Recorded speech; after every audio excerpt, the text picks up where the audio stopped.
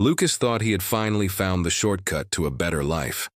After years of living paycheck to paycheck, barely keeping up with rent and scraping together enough for groceries, he was exhausted. So when an elegant, well-connected woman offered him a way out, an offer most men would hesitate to consider, he didn't see the trap. He only saw the door it opened. But what Lucas didn't grasp in that moment was that shortcuts often come at a steep price. And almost a year later, standing outside a baby boutique watching another man cradle the family that should have been his, that price became all too clear. It started on a rainy Thursday evening. The drizzle had turned into a full downpour by the time Lucas stepped off the city bus.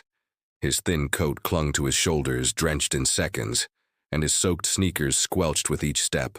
The apartment he shared with Marissa was just 3 blocks away, but the walk felt longer than ever. That place, which had once felt like a fresh start, now reminded him daily of everything he hadn't achieved. When they first moved in, they were full of wild hope, dreams of building something together, of making it out. But now, nearly 5 years later, it felt like they were still at the starting line. He reached the door, hesitating as the cold bit into his skin. Taking a breath, he slid his key into the lock, already hearing the muffled sound of the TV and Marissa's familiar voice murmuring along to a movie. She always did that, talked to the characters like they were in the room. He used to find it charming. Now, it just reminded him how far they drifted. As he opened the door, warmth rushed at him from the heater by the couch. The smell of something faintly scorched lingered in the air. Probably another one of Marissa's trial recipes. She looked up from the sofa, her expression instantly brightening. "You're home late," she said, brushing her hair back and pulling her oversized sweatshirt down. Lucas shrugged as he kicked off his wet shoes. "Work ran over," he lied. The truth was, he had sat at the park bench near their building for nearly an hour, unsure how to walk into their life again. She patted over, her wool socks slipping slightly on the hardwood. "I made dinner. It didn't come out perfect, but I think it's okay." He offered a weak smile. "Maybe later." Her smile faltered just briefly before she nodded. "Tea? Coffee?" He shook his head and muttered, "I just need a second," before retreating into their tiny kitchen.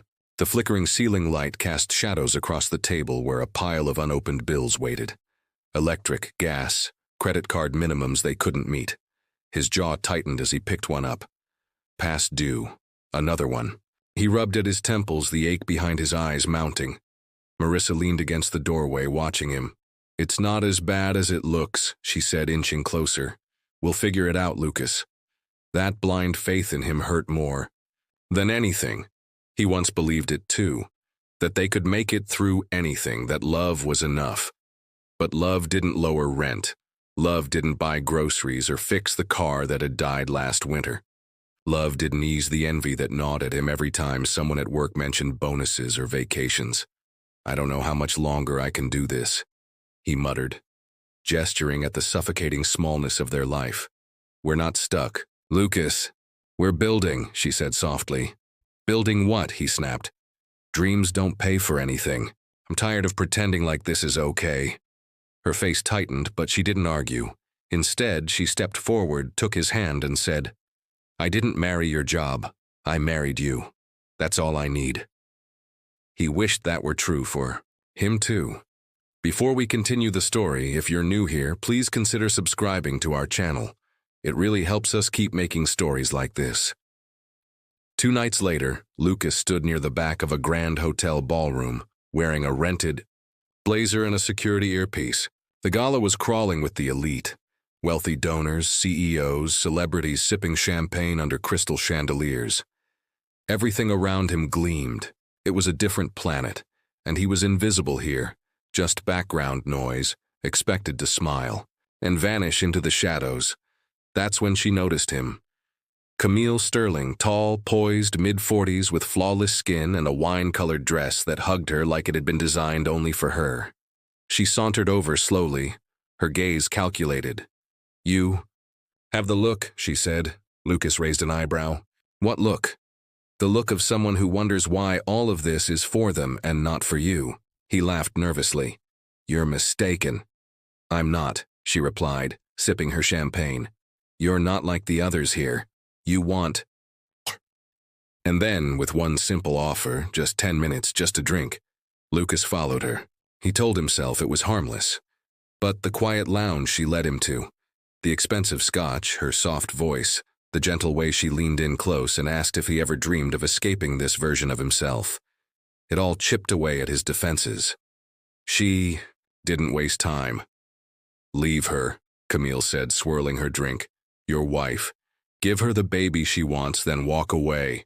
I'll take care of the rest. You'll never want for anything again." He should have walked away. But he didn't. Not that night. Lucas lay beside Marissa, watching her sleep. Her breathing was soft, her hand resting near her belly. She looked peaceful, trusting, and she had no idea what he'd agreed to. He kissed her forehead and whispered he loved her, except it wasn't love. It was goodbye. Weeks passed. Marissa was glowing with joy. The day she held up that pregnancy test, tears in her eyes, Lucas forced a smile and nodded. That's... wow. It was all she needed. She believed in him. Even then. Later that night, Camille poured him a drink in her penthouse. "So, it's done?" He nodded. "Good boy." It made him sick, but he stayed. If you enjoyed this story, please subscribe to our channel and let us know your favorite moment in the comments. Lucas tried to convince himself he had done the right thing, that giving Marissa what she always wanted, baby, was a kind of gift. But the lie didn't sit well, especially now when everything around him felt curated, polished, artificial. Camille's world was one of luxury yachts, imported champagne, exclusive parties, and whispered conversations behind tinted glass. Lucas had once believed he'd feel powerful here. Instead, he felt owned. At first, it was subtle. She'd suggest a jacket, then insist he wear it. She chose his cologne, booked his appointments, controlled what he ate at events, and even dictated what he posted online. "You're a reflection of me now," she'd say, brushing lint off his shoulder like he was some high-end accessory. At first, he went along with it. After all, she was paying for everything. The suits, the penthouse, the luxury car. But as days turned into weeks, the lines between comfort and control began to blur. On the outside, Lucas had everything. A high-rise view, an expense account, respect from people who once wouldn't give him a second glance. But inside, he was rotting. He started waking up at 3 a.m., staring at the ceiling, haunted by the image of Marissa sleeping peacefully beside him, unaware of the betrayal growing inside her. He remembered how she used to leave sticky notes in his lunchbox, how she'd hum in the shower, how she'd always wait for him at the door when he was late. Camille never waited. Camille expected. He first saw the other guy at one of Camille's rooftop soirees, a clean-cut younger man, early 20s, standing too close to her, laughing too hard at her jokes. Lucas watched from the bar, something burning in his chest. She had her hand on the kid's arm, whispering into his ear. Lucas clenched his jaw. A month later, Camille told him not to attend her business dinner. "It's just clients," she said. But Lucas knew. He had once been just clients, too. Then one afternoon, Lucas came back to the penthouse and found his bags packed. 3 suitcases, zipped and neat, waiting by the elevator. Camille stood in front of the window, sipping Merlot. She didn't even turn around. "What's going on?" he asked, his voice tight. "I thought it was obvious," she said coolly. "You're kicking me out?" She finally turned, expression unreadable. "Let's not make this dramatic." "Dramatic?" Lucas stepped forward, hands shaking. "You promised me a future." "Oh, please," she scoffed, setting her wine down. "Don't act surprised. You got what you wanted, didn't you?" His throat tightened. "I gave you everything." She walked toward him slowly. "You gave me a distraction, a pretty one, but that's all it was." Her tone was like a blade. "You left your wife, that's your mistake." It hit him then. He wasn't special. He wasn't loved. He had just been useful. A replaceable accessory in Camille's revolving door of indulgences. And now, like every accessory that goes out of style, he was being discarded. Lucas didn't fight it. He took the suitcases and walked out. Rain hit his face like punishment. He had nowhere to go, no home, no friends, no Marissa. He wandered the streets until he found a motel that would take cash. He stared at the cracked ceiling all night, drinking from a cheap bottle, his mind replaying every choice that brought him here. The next morning his phone rang. It was a number he didn't recognize. "She's at the hospital," a voice said quickly. "She's in labor." Lucas dropped the phone. He ran. He had no car, no cash, but he ran like a man on fire. His shoes pounded against the pavement. The city blurred around him. It was miles away, but he didn't stop. Couldn't. The only thing that mattered now was getting there. By the time he stumbled into the hospital, soaked in sweat, gasping for air, he barely got the words out. "Marissa Carter, she's my wife. She's having our baby." The nurse behind the desk frowned. "Sir, calm down." A hand gripped his chest, firm.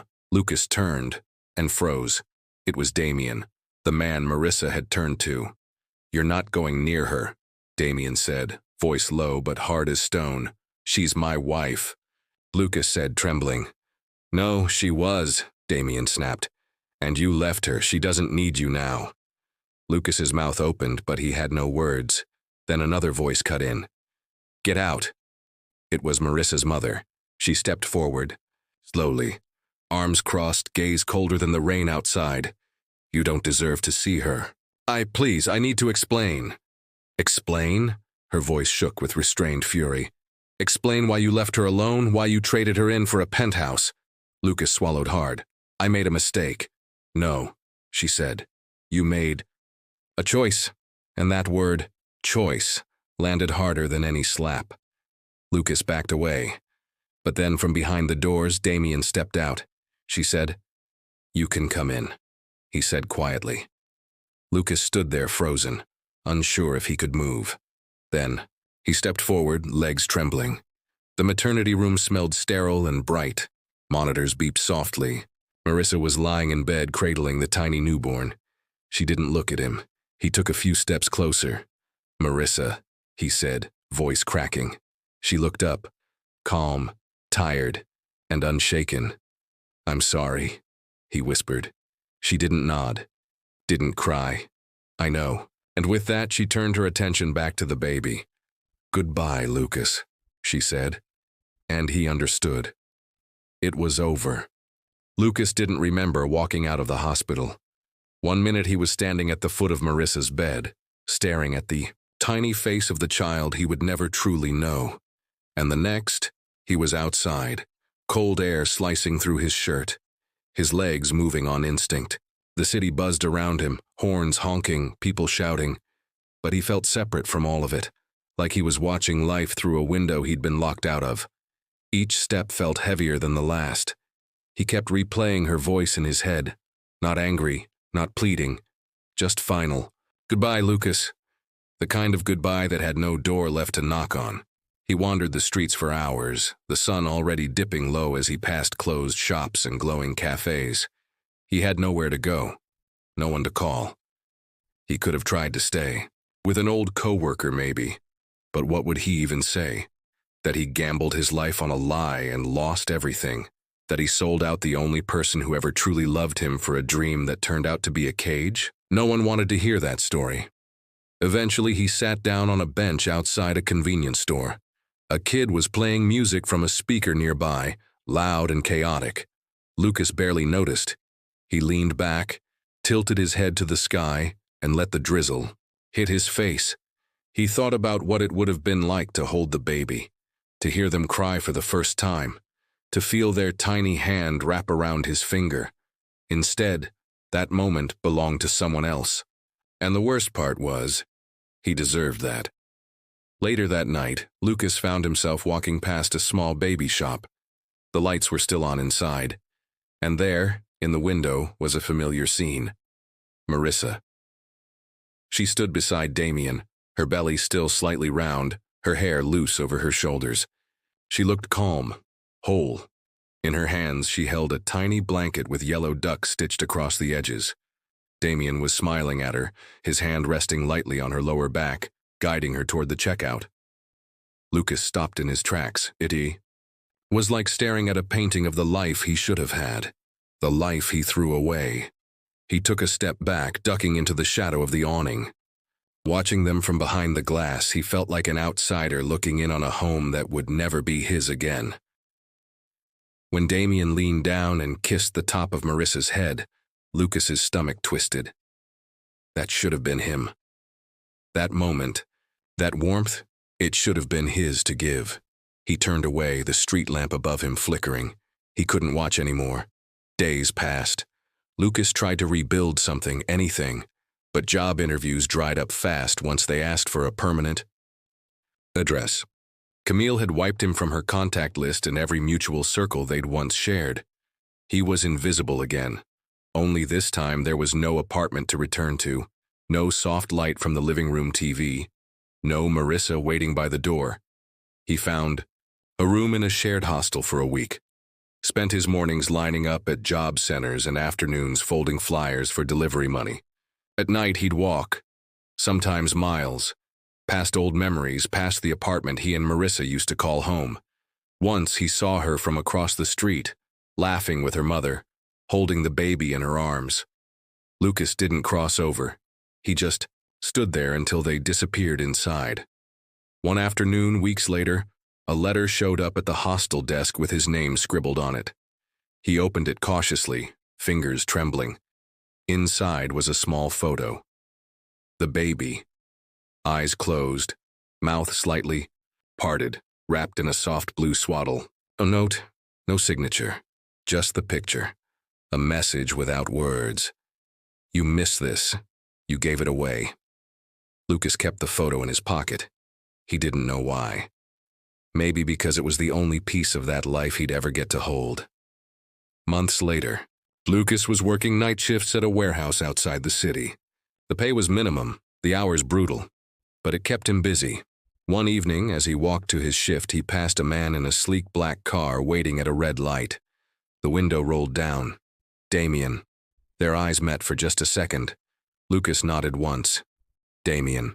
Didn't wave, didn't speak, just returned the nod. Then the light changed and the car rolled away. Lucas stood there, watching the taillights disappear. That was it, the man who had taken his place, and the man who had earned it. Winter came fast that year. The air turned sharp, and every gust of wind felt like a reminder of everything Lucas had lost. He worked long shifts through the cold, unloading trucks, sweeping concrete floors, and pretending the ache in his chest was just from the work. His back hurt, his hands were raw, but that wasn't what wore him down. It was the silence.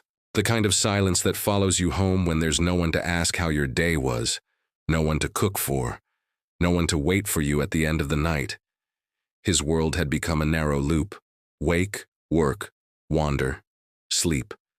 The photo of the baby stayed in his wallet, worn around the edges now. Sometimes on his break he'd take it out just to look at it, pretending for a second that he'd been there, that he had been the one in the hospital room, holding that tiny life against his chest. But pretending didn't ease the hollow ache that sat in his gut every single day. And when he passed by the same baby boutique again, months later, he couldn't help himself. He looked in the window like some ghost haunting his own memories. That night, he made his way to a quiet diner on the edge of town. It was warm inside, the kind of place that smelled like burnt coffee and syrup. He ordered a cheap bowl of soup and sat alone in the corner booth, tracing his finger around the rim of the cup. Across from him, a young couple fed their baby with soft, clumsy smiles. The mother wiped the baby's chin, laughing when the spoon tipped sideways. Lucas stared for too long, and when the father noticed, Lucas quickly looked away. He felt like a shadow, always watching, never part of anything real anymore. One weekend, Lucas took a long walk to the park where he and Marissa used to go when things were better. Back when they still believed time would fix everything. He sat on the bench they used to share, the one under the old oak tree, the same spot where she once told him she wanted kids someday. Back then, He had nodded and promised her they'd make it happen. Someday. Now, someday lived in another man's house, smiling in family photos he'd never be part of. He leaned forward, resting his elbows on his knees, face buried in his hands. He didn't cry. He didn't have anything left to cry out. Regret had dried him out from the inside. He stayed there until the sun sank below the skyline, until the street lamps buzzed to life and cast long, lonely shadows on the pavement. Later that night, Lucas found himself in front of the old apartment, building where he and Marissa had started everything. The windows were dark. He wasn't sure if she still lived there or had moved somewhere new with Damien. He didn't knock. He just stood across the street and stared. He could almost see the outline of the couch through the blinds, the lamp in the corner that used to flicker, the faint glow of a life he used to belong to. Behind the building, in the alley they used to sneak through during summer storms, someone had spray-painted over the brick wall. Some doors close once, others close forever. It stopped him in his tracks. He didn't know why those words hit so hard, but they did. He stared at them for a long time, because deep down, he knew the truth. That door had closed, and it wasn't opening again. Spring came slowly, with gray skies and cold mornings that hinted at warmth but never quite delivered. Lucas had settled into the rhythm of surviving. The warehouse job kept him fed and sheltered, and the silence no longer screamed. It just hummed in the background. He stopped counting the days since. He'd seen Marissa, but he still carried the photo. Every time he held it, the weight of what he'd given up settled deeper in his bones. One quiet Saturday, while waiting in line at a corner store, he overheard two women chatting about a local community event, a fundraiser at the library for new parents. He almost walked away, but something kept him there. That night, curiosity got the better of him. He stood across the street from the library, watching the warm lights inside. People were laughing, mingling, holding babies in wraps and strollers. Then just as he was about to turn away, he saw her, Marissa. She was standing beside Damien, holding their baby, his baby, on her hip. The child was a little older now, more alert, eyes wide as they reached for a balloon from a volunteer. Damien leaned down, whispering something that made Marissa laugh, and Lucas felt his chest tighten. It wasn't pain anymore. It was acceptance, slow and brutal. They were happy. They were whole. Without him. Lucas stayed hidden in the shadows, watching them live the life he'd been too blind to hold on to. When the event wrapped up, he turned and walked away before they could see him. He didn't belong there. He never had. That night he sat in his small rented room and took out the photo one last time. He stared at the baby's tiny features, at the softness that only new life carries. Then, without thinking, he turned it over and wrote 3 words in the corner. "I'm so sorry." He slipped the photo into an envelope and mailed it to Marissa's old address, unsure if she even still checked the mailbox. He didn't expect anything back. That wasn't the point. It wasn't for redemption. It was confession. Weeks later, as summer began to bloom and the air turned warm again, Lucas stood on a construction site, hands caked in dust and sweat. The job paid better than the warehouse, and the crew didn't ask too many questions. He liked it that way. There was something about building something real, laying bricks, pouring cement, that felt honest. One afternoon, during lunch break, a coworker sat beside him and said, "You're quiet, man. You got kids?" Lucas paused, staring at his sandwich. Then, after a long silence, he answered, "Yeah, I do." He didn't say more. He didn't need to. The man just nodded and went back to eating. That night, Lucas walked to the park again. The oak tree still stood, full and green now. He sat beneath it and watched a father chase his toddler through the grass while the mother filmed on her phone, laughing. Life went on. The world didn't wait for regrets. It didn't rewind for mistakes. It moved forward, like rivers do, and if you're not careful, it leaves you behind.